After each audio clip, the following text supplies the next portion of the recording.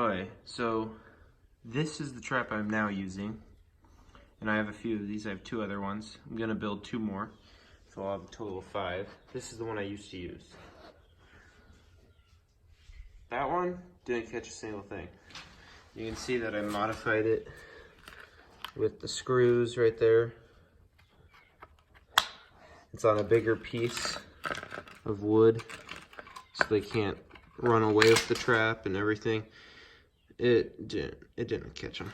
They know what's going on. This one, on the other hand, just got one dead right there.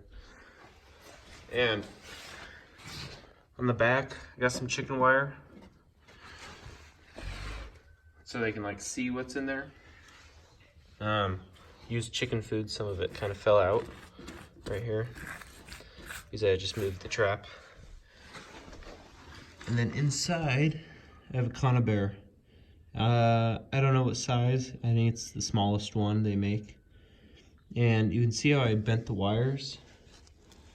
One's straight down and one's bent slightly to the right. Or you can do the other way around. And that just makes it so it gives them a bigger opening to fit through, so they're like, oh, I can go through there no problem.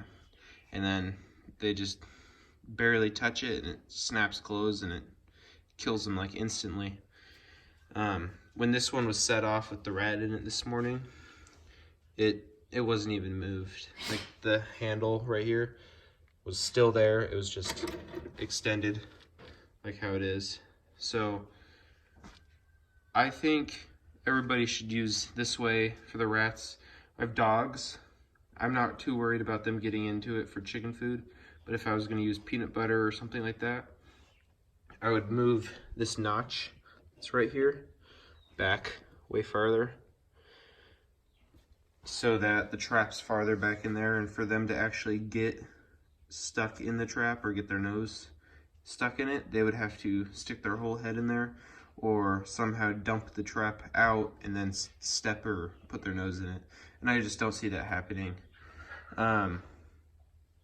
I just used scrap wood. Here's some really thin plywood.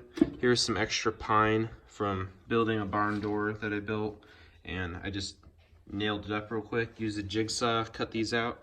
I could make a video on it if you guys would like, on how I make them. If I did make them, I would probably make it a little nicer in the video. But I also screwed down this end of the chain, so if the rat just got its foot in it or something like that, it wouldn't totally escape. Because if a rat goes through it and sets it off and doesn't get caught, they will never come back and you won't catch them, at least in this type of trap. I'm gonna try to build another kind of trap that just has a foothold in it. It's more like a box, and see how that works. But this works good. It's only the second night of it being out. First night, I bet they're in here and cleaned up some of the scraps that were around. I left a little trail going in, and then last night they came in, got them. So working good for me so far. And these ones are just a waste of money and time. I already had the Conibear trap, so it was easy. They're easy to set. They're not like dangerous or anything if you know what you're doing.